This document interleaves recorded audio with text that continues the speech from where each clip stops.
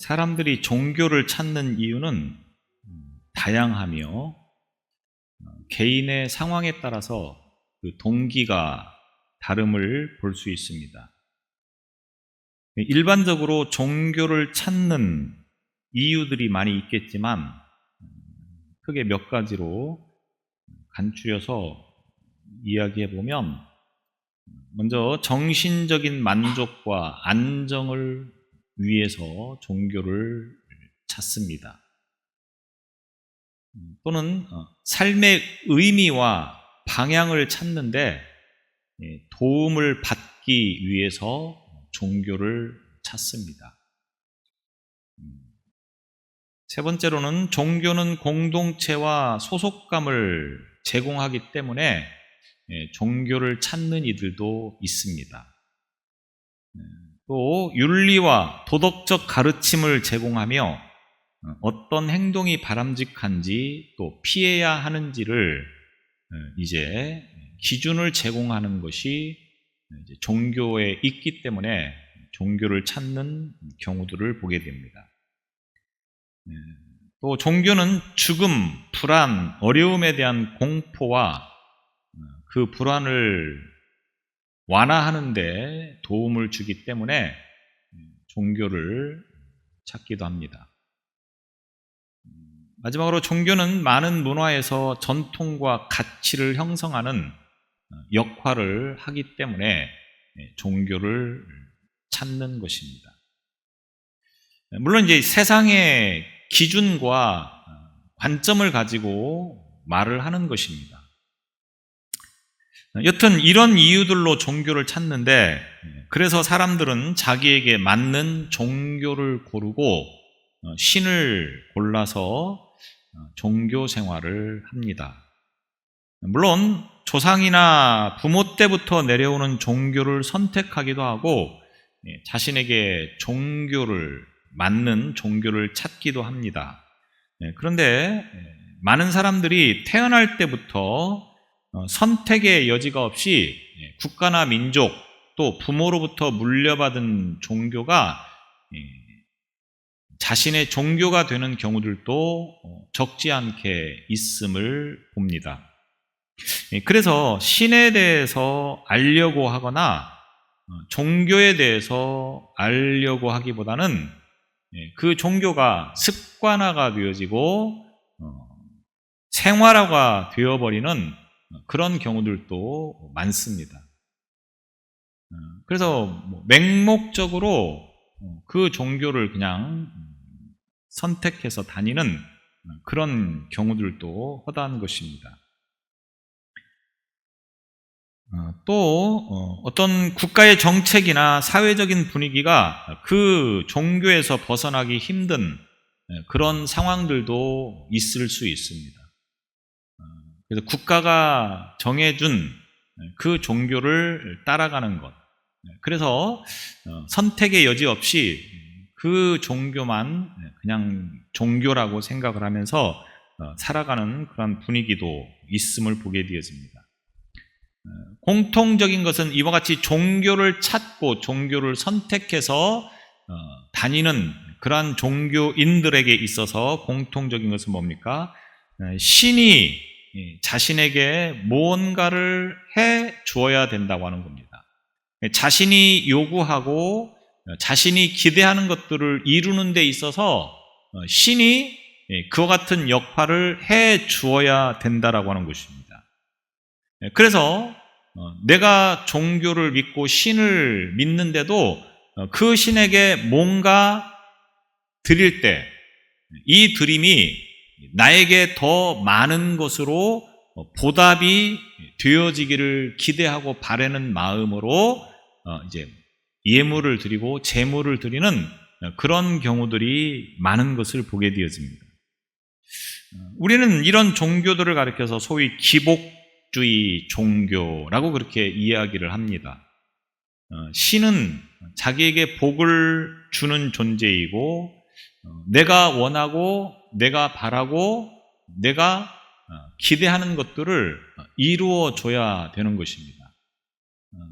만약 그렇게 하지 않으면 언제든지 그 종교를 버리고 신을 떠나서 다른 종교를 선택하고 다른 신을 찾을 수 있다라는 그러한 생각을 가지고 종교 생활을 한다고 하는 거죠.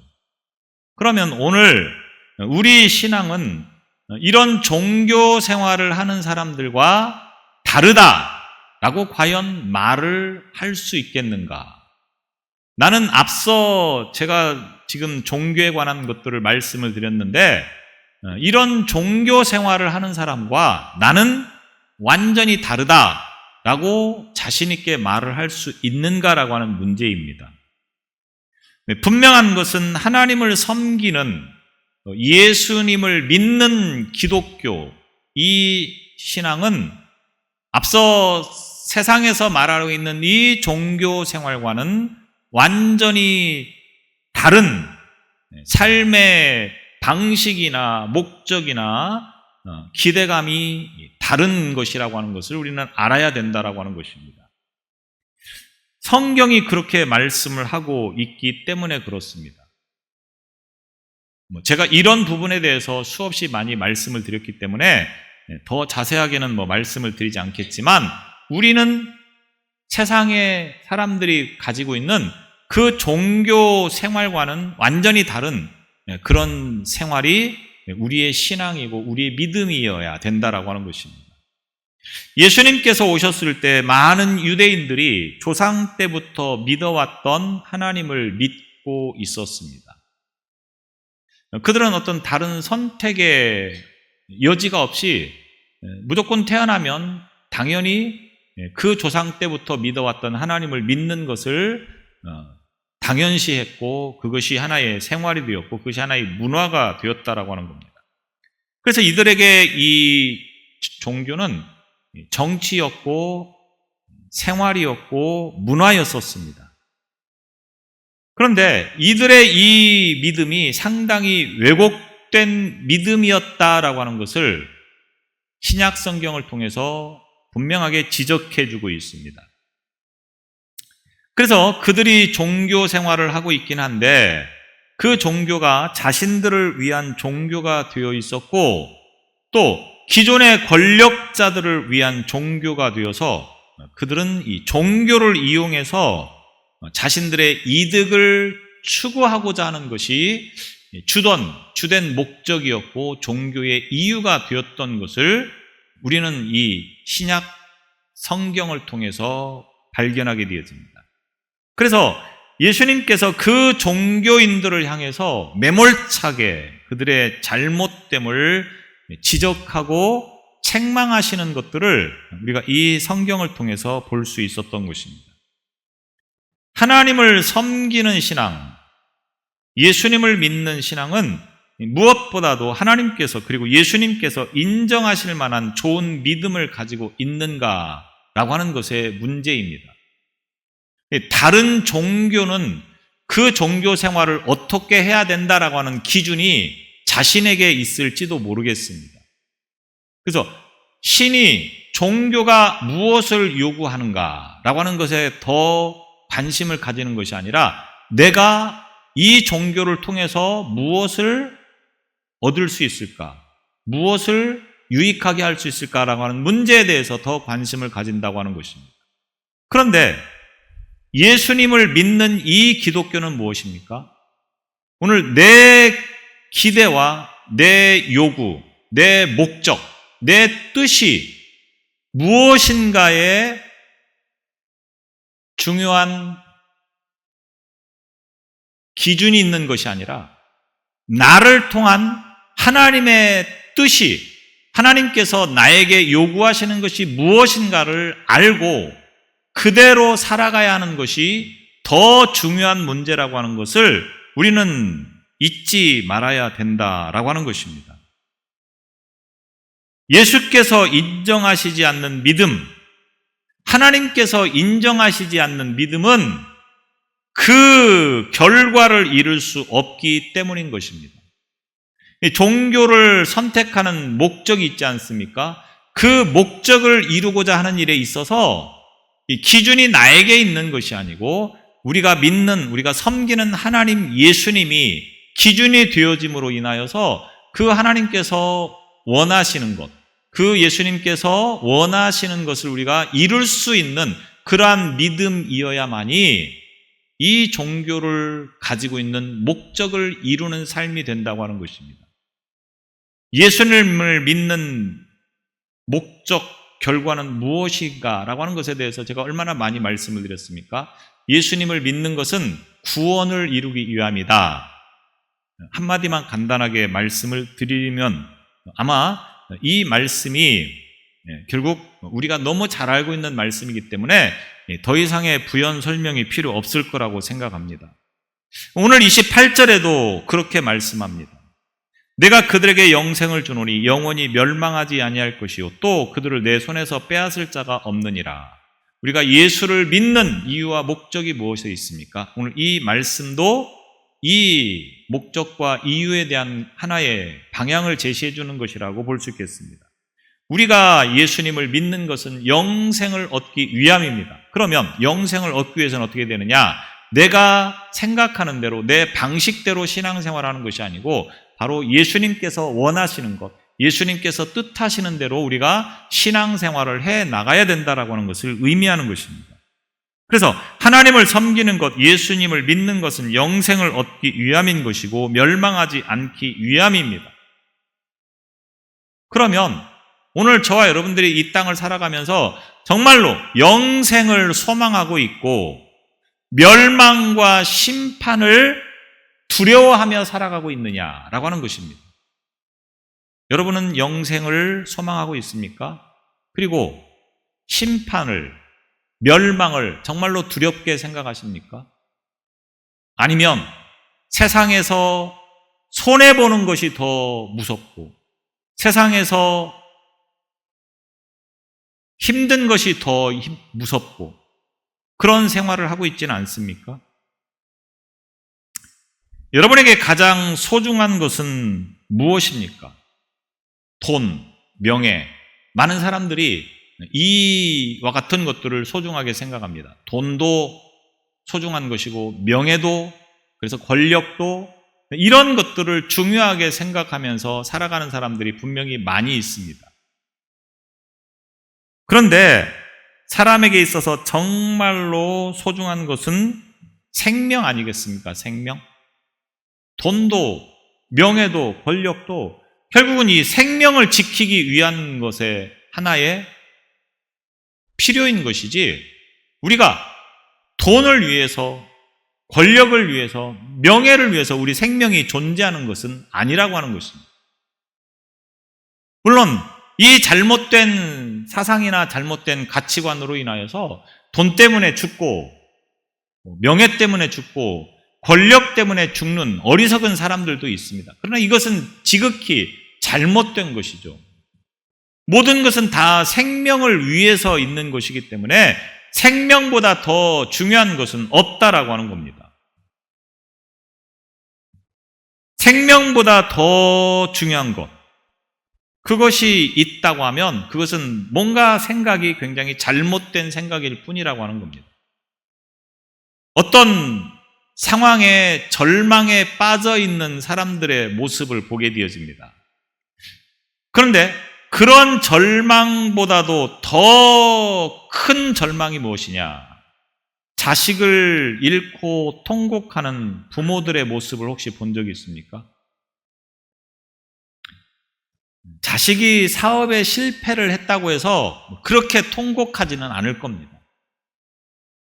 그게 전부는 아니니까. 자식이 대학에 떨어졌다고 그렇게 슬퍼하면서 통곡하는 사람은 많지 않습니다. 그게 전부는 아니기 때문에.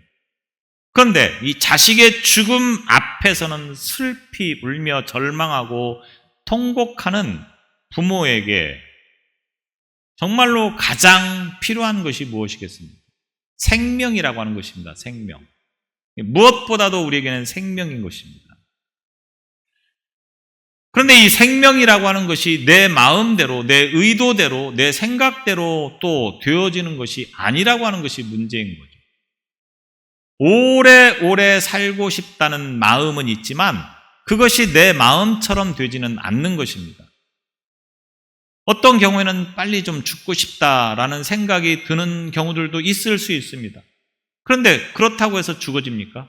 이게 마음대로 되지 않는다고 하는 겁니다. 오늘 이 생명의 문제에 대해서 예수님께서 우리에게 말씀을 해 주시고 있습니다. 예수님께서는 죽을 수밖에 없는 육신의 그 생명이 아니라 영원한 생명을 우리에게 주시겠다라고 그렇게 약속을 하십니다. 자신의 목숨을 버리시면서 그것에 대한 대가로 우리들에게 영원한 생명을 주시겠다. 이것이 오늘 우리에게 주시는 예수님의 약속의 말씀인 것입니다. 이 생명을 우리에게 선물로 주신 것입니다. 다시 말하면 우리가 세상에 어떤 일을 겪을지라도 생명을 주신 그 예수님 때문에 우리는 절망할 일이 없다라고 말씀을 드려도 틀린 말이 아니라고 하는 것입니다. 무엇 때문에 절망하고 계십니까? 생명을 주신 예수님 때문에 힘을 내시기 바랍니다. 이 생명은 세상에서 오래 사는 그런 생명의 차원이 아니라 영원히 죽지 않는 생명이라고 하는 것입니다. 수전절이 가까워지면서 예수님께서 예루살렘 성전 안으로 들어가십니다. 그리고 그곳에서 이제 솔로몬 행각이라고 하는 것을 거니실 때에 사람들이, 유대 종교 지도자들이 예수님께 달려와서 예수님의 정체성을 좀 분명히 밝히라, 이렇게 요구를 하고 있습니다. 이들은 예수님께서 많은 기적을 보여주셨고 특별히 맹인의 눈을 뜨게 하셨고 그래서 빛을 주신 분이라고 하는 이 말씀을 들으면서 이 정도의 능력을 가지고 계신 분이면 적어도 우리를 로마로부터 해방시켜 줄 수 있겠구나라고 하는 기대감을 가지고 그 예수님을 따르게 되어집니다. 그런데 예수님께서 하시는 말씀은 자기들이 기대하고 있는 것과 생각하는 것과는 다소 다른 쪽으로 이야기를 하시고 있는 겁니다. 그러니까 이 유대인들이 쫓아와서 당신의 정체성을 좀 밝혀달라 이야기를 합니다. 당신은 도대체 누구입니까? 당신은 무엇을 위해서 어떤 일을 하고 계신 분입니까? 이 문제를 좀 구체적이고 분명하게 해달라고 하는 겁니다. 물론 이들이 말하는 의도는 무엇이겠습니까? 당신의 힘과 당신의 능력을 가지고 우리를 좀 로마로부터 해방시켜 주세요. 이것이겠죠. 자, 이 질문에 대해서 예수님께서 답변하시고 있는 내용이 바로 요한복음 10장 25절로 오늘 이 30절의 말씀이 되겠습니다.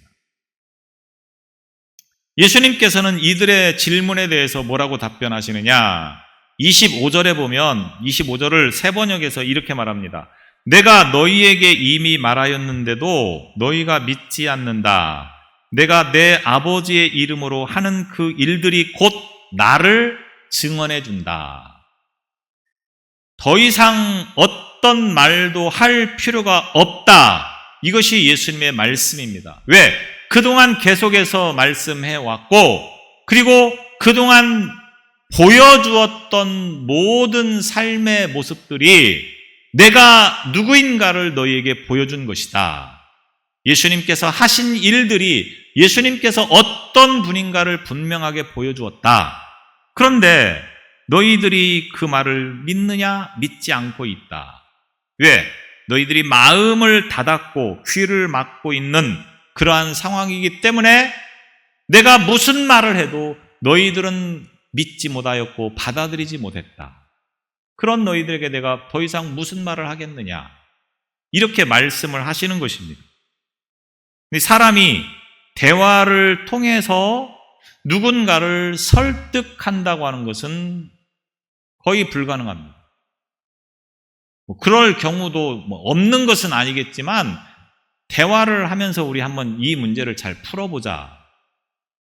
그런데 당사자의 어떤 문제를 가지고 대화를 하면서 그를 설득한다고 하는 것은 상당히 어렵다라고 하는 겁니다.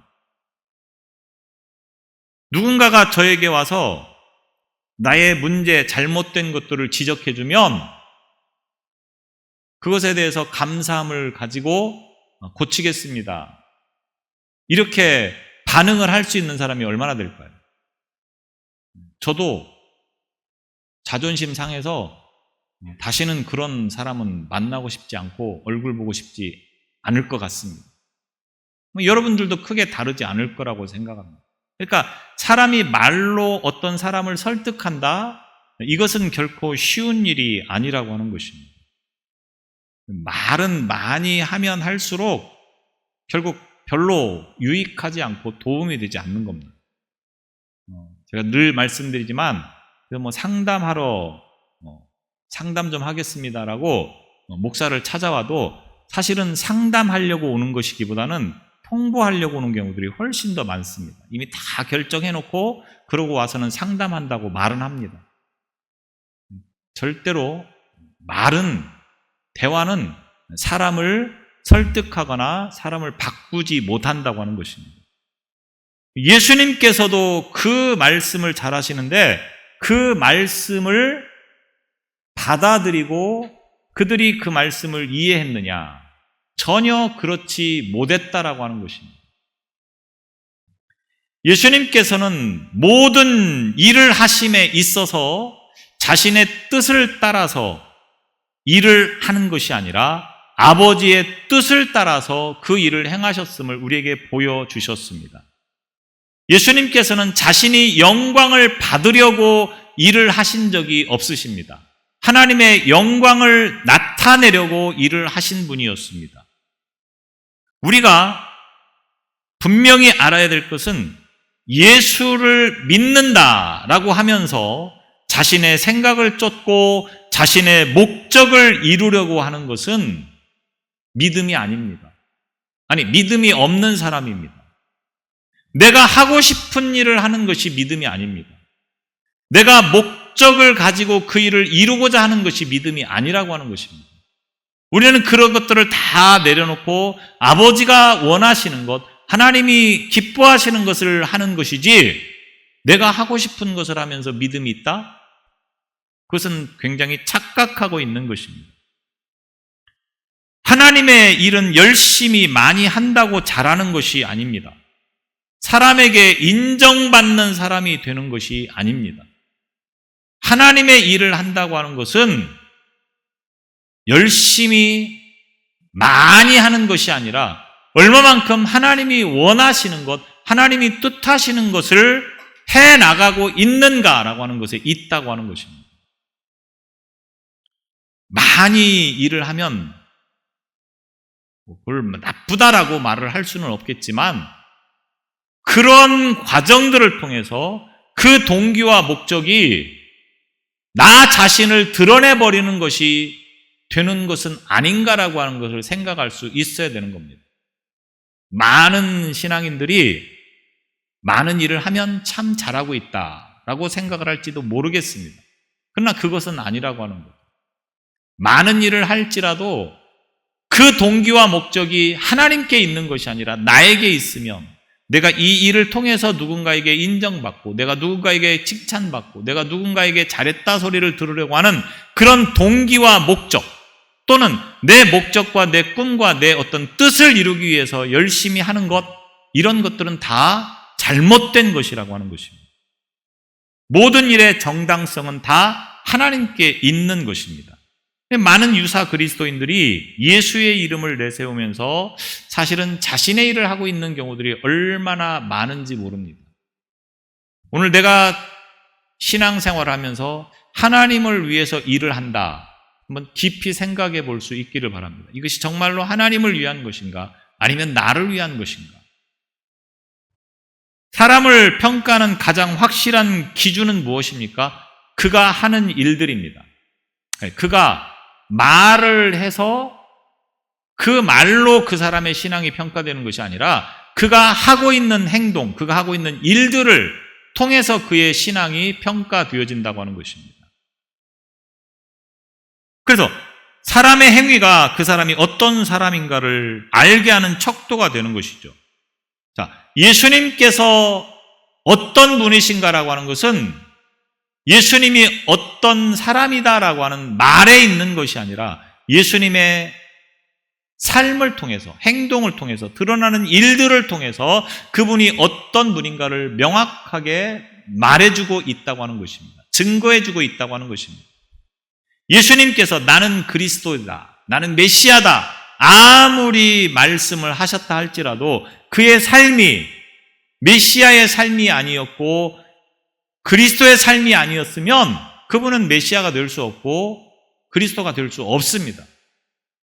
그런데 그분은 그렇게 말씀을 하셨을 뿐만 아니라 그렇게 사셨기 때문에 그 일들을 통해서 결국은 그분이 메시아이시고 그분이 그리스도라고 하는 것을 믿을 수 있었다라고 하는 것입니다. 이사야 35장 5절에 보면 이사야 선지자가 메시아가 어떤 분인가라고 하는 것을 예언한 말씀이 있습니다. 앞으로 메시아가 오실 것인데 그 메시아가 오면 어떤 일들이 일어나느냐라고 하는 것을 이사야 35장 5절에 말합니다.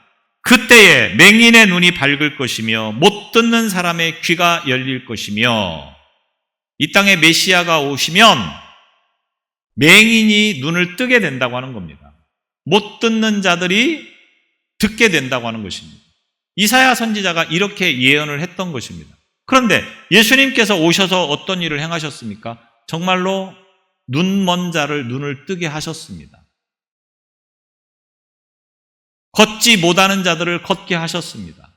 예수님께서 이런 일들을 행하셨다고 하는 것입니다. 이런 일들을 한 것을 통하여서 예수님께서 자신이 어떤 분인가를 분명하게 보여주었는데 사람들은 그 보는 것만을 가지고 예수를 믿지 못했다라고 하는 것입니다. 유대 종교 지도자들이 특별히 이 예수에 대해서 굉장히 반감을 가지고서 예수를 대적하고 있는 모습들을 볼 수 있었습니다. 이런 종교 지도자들이 예수님을 믿지 않는 것에 대해서 예수님께서 뭐라고 말씀합니까? 오늘 26절에 보면 그들은 내 양이 아니기 때문이다, 이렇게 말씀을 합니다. 나를 믿지 않는 자들, 나를 따르지 않는 자들, 나에 대해서 반감을 가지고 있는 자들은 내 양이 아니기 때문이다. 26절에 너희가 내 양이 아니므로 믿지 아니하는도다, 이렇게 말씀을 하고 있는 것입니다. 다시 말하면 예수님의 양은 예수님을 믿고 예수님을 따르는데 예수님의 양이 아니기 때문에 예수에 대해서 부정적인 생각을 가지고 있다, 이 말인 것입니다. 그러면서 27절에 그러면 예수님의 양은 어떤 사람들이 예수님의 양이냐라고 하는 것에 대해서 두 가지 특징을 말씀해주고 있는 내용이 바로 27절의 말씀입니다. 예수님의 양은 어떤 사람들이 예수님의 양이냐, 오늘 저와 여러분이 예수님의 양인지 예수님의 양이 아닌지를 이 두 가지의 특징을 가지고 점검할 수 있다고 하는 겁니다. 하나는 주님의 음성을 듣는 자, 예수님의 양은 예수님의 음성을 듣는 자라고 하는 것입니다. 예수님의 말씀을 듣는다고 하는 것은 예수님의 말씀에 복종한 것이다라고 하는 것을 의미하는 것입니다. 예수님의 말씀을 듣고 있는 자, 귀로 듣고 머리로 기억하고 있는 것만을 의미하는 것이 아니라 그 말씀을 듣고 그 말씀에 순종하며 살아가는 것을 의미한다고 하는 겁니다. 부모가 자녀에게 너 내 말 들을 거야 안 들을 거야 라고 야단을 치는 경우가 있습니다. 너 내 말을 들을 거야 안 들을 거야, 이 말의 의미가 뭡니까? 그냥 귀로 듣느냐 듣지 않느냐의 문제를 말하는 게 아니지 않습니까? 내가 말한 것을 들을 거야 안 들을 거야 라고 하는 것은 내가 말한 것을 순종할 거야 순종하지 않을 거야, 이 말의 의미인 것이죠. 지금 이 말씀이 바로 그런 의미가 되는 겁니다. 내 음성을 들으며 내 말을 들으며, 이 말은 예수님의 말씀을 귀로 듣고 그냥 머릿속에 저장하라고 하는 것을 말하는 것이 아니라 그 말씀에 순종하느냐 순종하지 않느냐, 말씀처럼 사느냐 살지 않느냐의 문제를 지적하고 있는 것입니다. 신앙은, 좋은 신앙은 얼마나 많은 성경 지식을 알고 있느냐에 있지 않습니다. 신앙은 얼마나 내가 설교를 많이 듣고 있느냐라고 하는 것에 있지 않습니다. 하루 종일 설교를 틀어놓고 살아도 그 말에 순종하지 않으면 아무 의미 없습니다. 설교를 못 들어서 순종하지 못하는 사람은 없습니다. 이미 신앙생활 몇 번 하고 교회를 몇 번 나오면 사실은 필요한 모든 것들을 다 듣고 알고 있습니다. 문제는 그 말씀에 순종하지 않는 것에 있다고 하는 겁니다. 그래서 순종은 믿음과 하나인 것입니다. 순종이 믿음과 하나이다. 이 말이 무슨 말입니까? 순종하는 사람이 믿음이 있는 사람이고 믿음이 있는 사람이 순종하는 사람입니다. 나는 믿음은 있습니다. 그렇게 말하면서 순종하지 않는 사람은 믿음이 없는 사람입니다. 예수님의 양은 예수님의 음성을 듣는 자, 예수님께서 하신 말씀들을 잘 듣고 있는 자, 그리고 그 말씀을 믿고 그 말씀에 순종하는 자가 곧 예수님의 양이라고 하는 것입니다. 여러분은 예수님의 말씀에 순종하고 있습니까? 예수님의 말씀을 잘 듣고 있습니까? 그러면 예수님의 양인 것입니다. 또 하나, 예수님을 언제나 따르는 자가 예수님의 양이라고 하는 것을 말씀합니다. 그들은 나를 따르느니라. 예수님의 양은 예수님을 따르는 신앙이다. 이 말인 것입니다. 따른다라고 하는 이 말의 의미를 요한복음 14장 15절에 보면 너희가 나를 사랑하면 나의 계명을 지키리라. 이렇게 말씀합니다. 예수님을 따른다고 하는 것은 예수님의 계명을 잘 지키는 자라고 하는 것을 의미하는 것입니다. 예수님을 믿어서 예수님의 양이 되면 예수님의 뜻대로 순종하며 살아가게 되는 것을 말씀합니다. 예수님을 따라간다라고 하는 것은 예수님께서 사셨던 그 삶을 그대로 따라간다, 이 의미가 되겠죠. 예수님께서 걸어가신 길을 걸어가는 것을 말하는 것입니다. 예수님이 가신 그 길과 반대되는 길이 아니라 예수님께서 가셨던 그 길을 걸어가는 것을 의미하는 것입니다. 예수님께서 어떤 길을 걸어가셨는가? 수없이 말씀을 많이 드렸습니다. 우리가 예수님의 양이라고 하면 예수님께서 걸어가셨던 그 길을 걸어가는 신앙이 될 수 있기를 바랍니다. 예수님과 함께 그 예수님의 길을 걸어가는 자들은 결코 예수님께서 버리시지 않고 그들을 항상 붙들어 주신다고 말씀을 하고 있습니다. 그 말이 바로 28절의 말씀인 거죠. 내가 그들에게 영생을 주노니 영원히 멸망하지 아니할 것이요 또 그들은 내 손에서 빼앗을 자가 없다. 예수님을 따르는 자들은 결코 예수님께서 함께 하셔서 그들을 빼앗을 자가 없고 그들을 넘어지게 할 자가 없다라고 하는 겁니다. 시편 37편 24절에 보면 그는 넘어지나 아주 엎드러지지 아니함은 여호와께서 그의 손으로 붙드심이로다. 신앙의 길은, 믿음의 길은 넘어질 수 있습니다.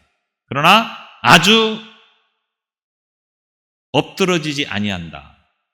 다시 일어난다고 하는 것을 말하는 것입니다. 왜? 하나님께서 손을 붙잡아 일으켜 세워주시기 때문입니다. 예수님의 양들에게는 이런 은혜가 있다라고 하는 겁니다.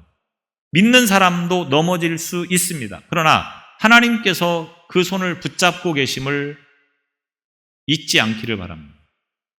또 잠언 24장 16절에 대저 의인은 7번 넘어질지라도 다시 일어나려니와 악인은 재앙으로 말미암아 엎드러지느니라.